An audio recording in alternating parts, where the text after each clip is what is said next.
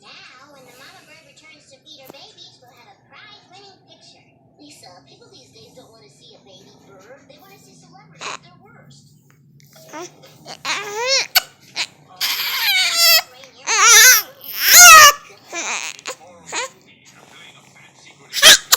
God bless you.